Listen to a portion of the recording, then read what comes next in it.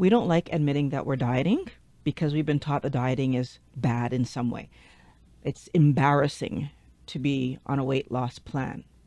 What we don't realize is that we're all on a diet. The question is, am I on a diet to lose weight, maintain my weight, or unfortunately, am I on the standard American, Canadian, Chinese, and insert whatever country you're in diet that's causing you to be on the weight gain diet? That's the diet that I used to be on. Every bit of food I was putting in my mouth was rising my weight. I didn't know. It wasn't purposeful. I thought I was gaining weight because of me, because of my poor genetics and my bad eating practices. So whenever I tried to clean up that diet and do the proper weight, I was still gaining weight. Your diet is either helping you to work towards healthy goals, like being at a proper weight, building muscle, thinking clearly, all the positive things, or your diet is keeping you overweight, inflamed, and ruining your life. Everything you do in the world is impacted by your diet. Your ability to focus at work, to get done what you're expected to get done in the time frame you have, to get along with coworkers, all impacted by what you eat. Your ability to interact at home with family and friends, impacted by what you eat. Am I still able to focus and have a conversation? That kid wants to tell me how their day went. Can I do that with them? Do I have energy to play? And one of the things that we don't like admitting when we're going to go out and we have to dress up and we're looking at our wardrobe, not liking what the options are, and we're embarrassed that we don't fit our clothes the way that we want to fit our clothes. That's because of the food that we're eating. And of course, there's the mental health side of things. As we learned from Dr. Eid, food doesn't just impact the body, it impacts the brain, which is part of the body. And if you're struggling, chances are what you're eating is playing a role. So when you're feeling anxious, depressed, or having any other kind of mental health issue, it becomes impossible, first of all, to enjoy your life, but also you're not going to be able to easily solve it if you don't look at the food you're eating and how that food is either building or not building your brain the way that it should be built. We need to have clear intentions about why we're changing our diet. What are you trying to accomplish? And you need to be honest with yourself. Like, what are you really trying to accomplish? Often we'll say things like, I want to lose 20 pounds when we have more than 100 to lose. Or we'll say things like, oh, I want to be able to get fit when we have no intention of working out. We need to be honest with ourselves if we're going to follow through on what we're saying we want to follow through with for our health. That might actually mean that you need to gather more information about why your health is in the position it's in right now.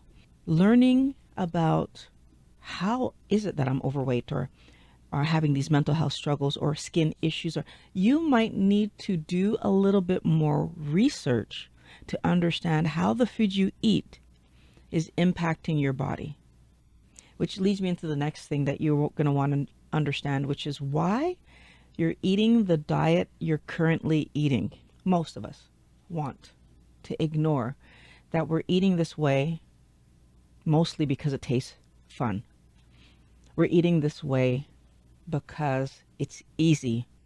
Unfortunately, we're eating this way because we can't change it.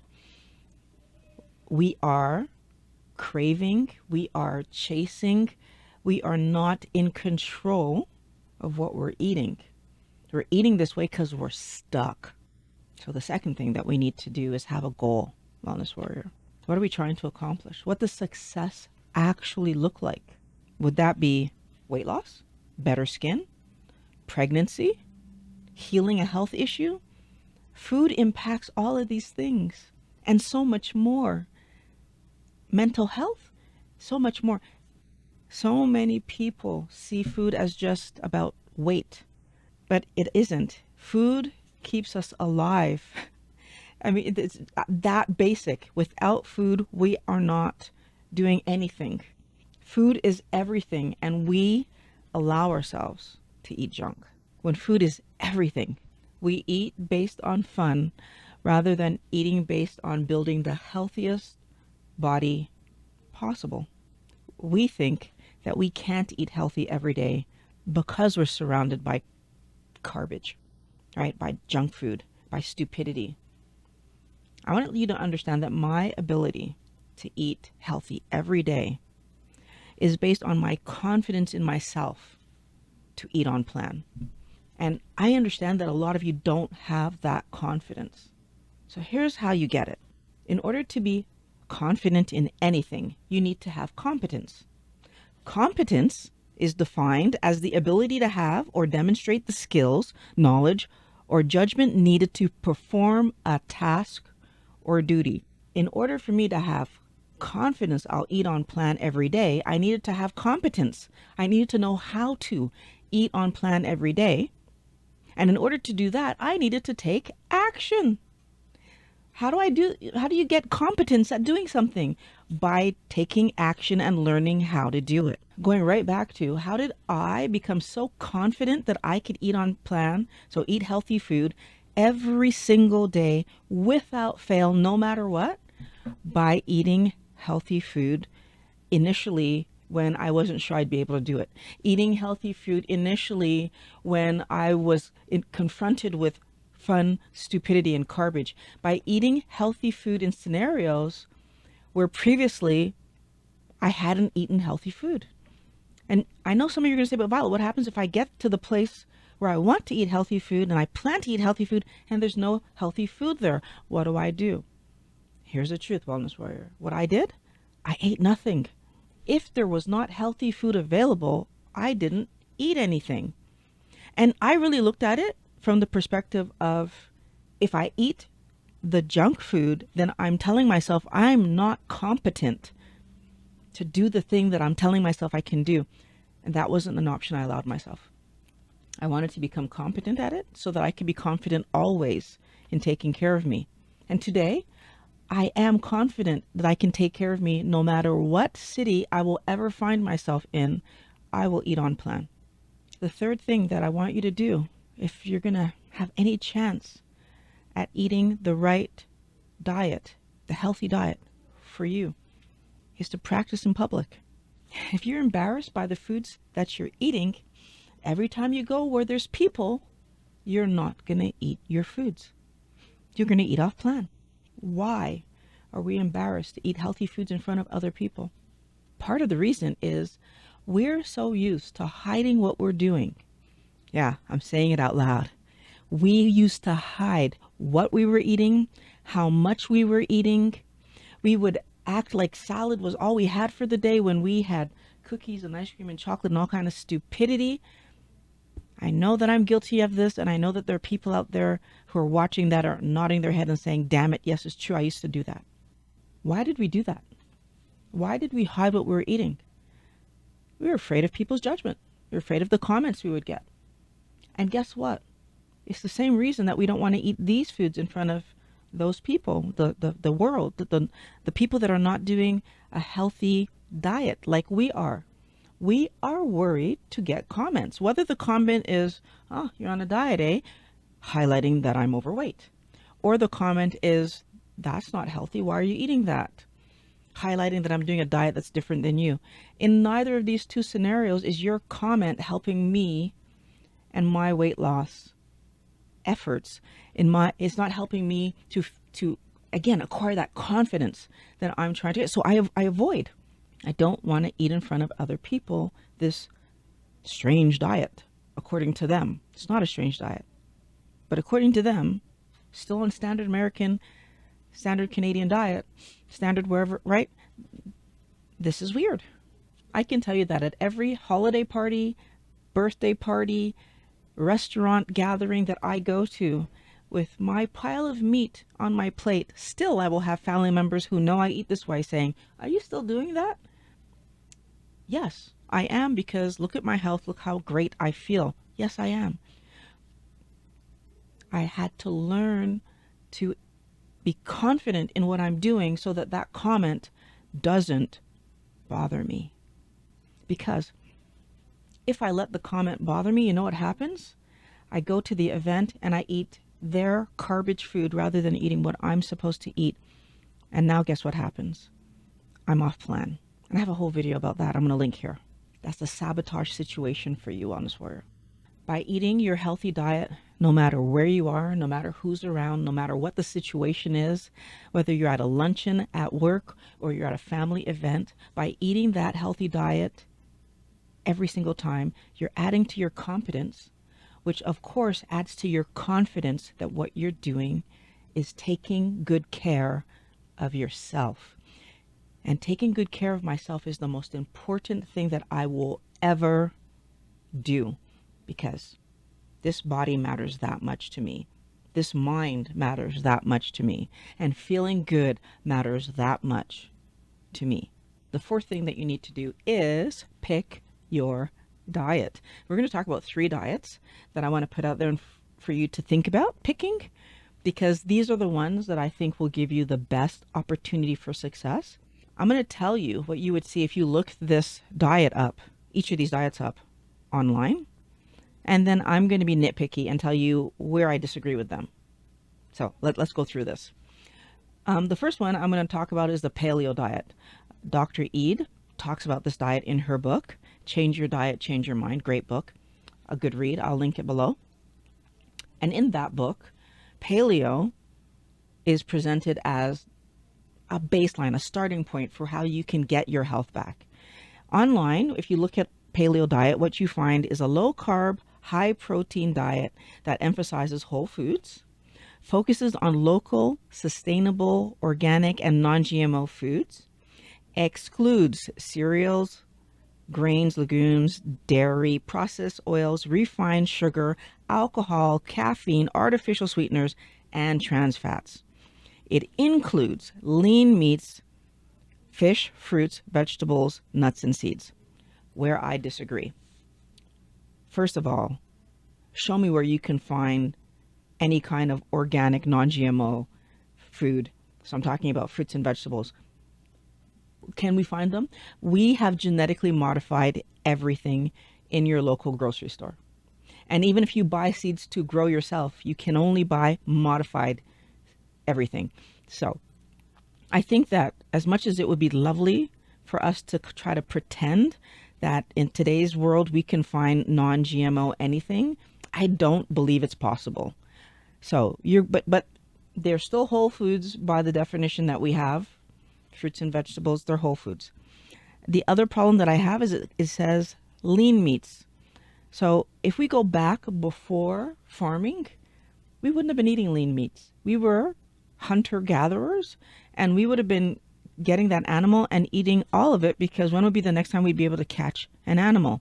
Farming was what brought us to this idea, the possibility even, that we could do different cuts of meat, because we were processing the animal rather than just getting an animal and eating it. So I have a problem with that.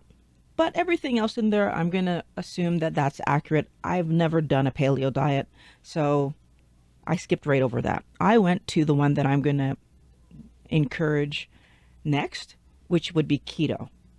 I encourage this one because, number one, huge impact on you, because it takes away a lot of the high sugar fruits and vegetables that you can do in a paleo diet. And those sugars have a huge impact on our body. And if we keep in mind that our body is the vessel, first of all, that's taking us through forever. But second of all, if we keep in mind that sugar, large amounts of sugar in our body causes damage. It just does.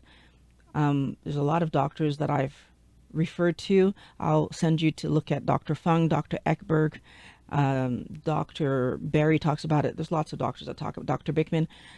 These high sugar foods cause health problems. So I like keto because, well, first I'll read you their definition. If you went to the internet and looked up keto diet, you're going to find keto, or a ketogenic diet, is a diet that's high in fat, low in carbohydrate. The goal is to force the body to burn fat instead of sugar for energy. Limit net carbs to 25 grams per day or to 25 grams per day, get 75, can't read, get 70 to 75% of calories from fat, get 20 to 25% of calories from protein. What I disagree with here is that keto doesn't force your body to burn fat instead of sugar. It allows your body to go back to its natural state of burning fat instead of sugar. As we see in Dr. Bickman's video, you can take a newborn baby and the baby can breastfeed or bottle feed. And then within an hour, the baby is in a deeper state of ketosis than an adult would be after fasting for for a full day. I mean, that baby will be at 2 millimolar ketones in an hour. And an adult, and for me, if I want to get to 2 million, I got to fast for like 36 hours to get to that point. And I mean, so if there's any natural state, kind of back to our conversation a moment ago, it is clearly that a natural state is a state of ketosis.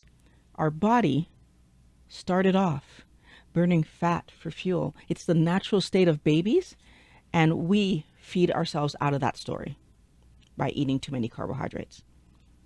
The other problem that I have with this is that it's saying limit net carbs to 25 grams rather than saying the goal is to eat 20 grams of carbs or less, because the lower you eat, the better. If you eat 10 grams of carbs, is better than eating 25. And 25 is over the amount. The third thing that I disagree with, 25 is over the amount that doctors believe is helpful for anybody who's doing a keto or carnivore diet because they have any signs of metabolic dysfunction. So if you have weight to lose, that is a sign of metabolic dysfunction. If you have high blood pressure or any kind of medical condition that's a metabolic condition, that's a sign. So I mean, gosh, the list is so long. It'd probably be easier to tell you the ones that are not that, but there are skin issues, there's PCOS, there's diabetes. There's so many conditions that relate back to metabolic issues because they're related to insulin issues, which is related to high sugar intake, which then comes back to the doctor saying, in fact, most people with any kind of metabolic issue need to be 20 grams of carbs or less. The other problem that I have with how they categorize a ketogenic diet is they say it's a high fat diet. I want to point out that if you're doing a standard American diet, and then all you do, changing nothing else, is take your sugar down to 25 to 20 grams of carbs or less, automatically, if you eat everything else the same, the amount of energy coming from fat in your diet goes up. So the way that I like to describe this is that it's like if you had the color purple, which is an equal mix of red and blue. If you were to decrease the amount of blue in the color, then your purple would now start to shift more towards red. And the lower you make the blue, the more red it would become. And it's not happening because you're adding more red. It's not about adding fat per se. It's about removing carbohydrates because those carbohydrates are damaging your health. And this is the number one thing that I want us to look at here, is that the way that they portray this is that they're scared. It's scary. You have to eat more fat. You actually don't. And I see that mistake all over the internet, where I see people trying to do keto and they're adding bacon and they're adding fat on top of their, adding butter to everything, and they can't manage it, partially because they're still eating too much carbohydrate. And now they're adding fat with still having too much carbohydrate. They're gaining weight. They're not feeling good. They're not solving anything because they listen to these kind of descriptions of what a keto diet is. And it's not this. So even though you will end up with 70 to 75% of your calories coming from fat, it's not because you've added fat, it's because you've removed sugar. And then we have the third type of diet that you can do, which is the carnivore or lion diet. I'm going to start with lion because I thought it was funny. The lion diet was described as dangerous, unsustainable, dangerous diet. It should only be used as an elimination diet if you have to find some kind of toxin in your food. But other than that, lion diet is just dangerous and scary.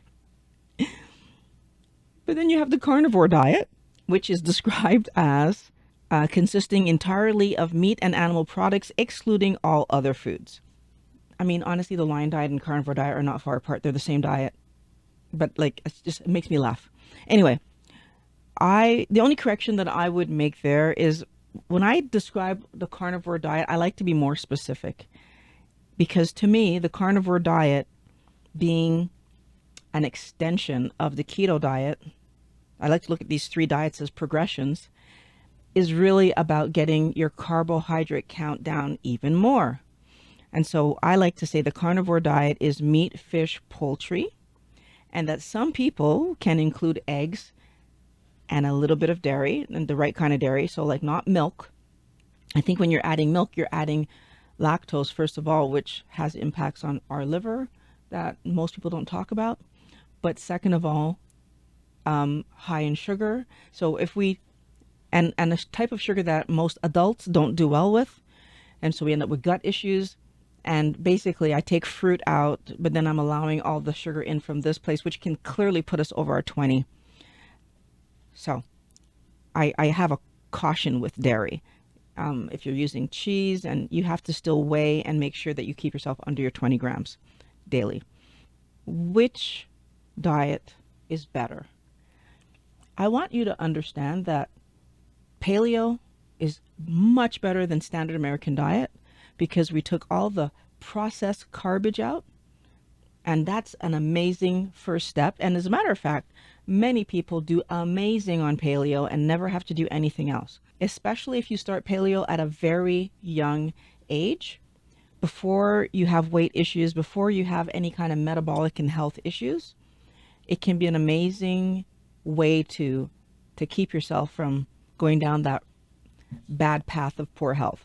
Anybody who has any kind of health issue already, I would envision that keto would be the better choice than paleo, right? So, and keto is clearly better than standard American diet, standard Canadian diet, like any standard diet, because your carb count comes down. And sugar is a huge problem for our bodies, but also the toxins in all plants, because all plants have some level of toxins. Why? Because all plants don't want to be eaten. So it's just impossible to find a plant that doesn't have some kind of toxin in it. And so therefore we need to be careful. And as Dr. Ede pointed out, another thing that she made me very aware of is that even plants that seem like they have so many benefits to them have anti-nutrients that block us to being even able to access those vitamins, minerals, and whatever we think is in there for us, because they're not in there for us. They're in there for the benefit of the plant. Carnivore, obviously, I think is ideal. I'm doing carnivore because I feel like it's the best thing I could do for my body. I think it's the thing that will keep me at the healthiest position the longest into my future. Again, all plants have toxins. So to me, the logic of having them isn't there. I'm not afraid of plants because I do think that the further and further I go along eating a carnivore diet, the more and more I can combat if I accidentally have a plant. But that's the thing. I'm not going to purposely go out there and find plants to eat. But I do realize if I go to a restaurant or I go to like someone's house and they give me chicken, there's a possibility that they sprinkled some kind of spice on there that I would not have put if I was at home. And so in that case, I know that on that day, if I eat that meal, I'm going to have a little bit of plant in my diet. Is it enough plant to put me over my 20? Nope. Is it enough plant? Right. But if I end up reacting to that plant, 1,000%, I wouldn't eat at that restaurant or that meal ever again. Maybe to the next piece of the puzzle. It's the fifth thing I want you to be able to do is pay attention to how our body is reacting to the food that we're eating. We need to pay attention. We need to be looking for signs that we're improving, but also looking for signs that there are issues. When we eat garbage, our body feels horrible. Our health declines. Our weight rises, right? It's not a good situation. But when we eat the right food and we feel good, our body is giving us a sign there. We need to trust our body's answers, right? Because our body wants to be healthy. there's a frustration I have that so many people will get results on a keto, carnivore, even paleo diet. They'll get results and then turn around and get off the diet because some professional or some person in their family or friend scenario gives a comment and says that can't be sustainable, even though their body was telling them this is better. And what happens? They go back to eating garbage and end up feeling crappy. Why would we do that to ourselves? Sometimes we do it because we're afraid, right? If a professional is saying this is not sustainable, you're going to get X, Y, and Z, and they'll throw a bunch of stuff at you that you're going to get, even though those conditions that they throw at you are more likely to come from eating sugar, but they're going to throw them at you because you're doing carnivore. I've been told multiple times that I'm going to get a heart attack or that eating all that fat is going to make me fat. Yet here I am today, 7 years of eating too much fat according to everybody, and I'm going to gain weight. And I'm at the weight that I achieved after 5 months of doing my keto lifestyle. So I got to goal weight after 5 months, and I've maintained it now. Now this is going on, this is 7 years of maintenance at this weight, Wellness Warrior. But according to every professional that I talk to about my way of eating, I'm going to gain weight and I'm going to have a heart attack. I can tell you that I felt worse eating standard diet than keto, and for sure than carnivore. I feel my best since going carnivore. There's a creator that I know, Lee, from Kent Carnivore. He followed all of his doctor's recommendations to try to solve his gut issues, his bloating and bathrooming 24 times a day and all kinds of craziness. And the result of following all the recommendations, eating the diets that they told him to eat, they removed his large intestine and he has a colostomy bag and he will have it for the rest of his life. Here's the frustrating part is after removing his intestine, he found carnivore. He was still having gut issues even though his intestine was removed. And carnivore solved the issues that he was still having. Can you imagine that he would have kept moving forward and kept living life in pain and with issues? And of course, now there's the question of what would have happened had he found it earlier. Luckily for him, he's happy that he has the answer now. But Wellness Warrior, my goal is to get this information out in front of anybody who might be living health issues today, that they can solve their health issues naturally by changing their food and going back to eating what we're supposed to be eating. We need to put the garbage down and eat the real food. So, the sixth thing that you need to know is that none of this works if you aren't committed to putting your health first. Nothing will happen if you don't do that. You actually need to fight for what is helping your body to feel good. That means talking to your doctor, pushing for your doctor to hear you and do the tests necessary for you to have confidence that the changes you're making to your diet are improving your health. Your doctor needs to understand the symptoms you're having and how those symptoms change based on what you're eating. It is so hard to stand up and fight for what you see is working for you.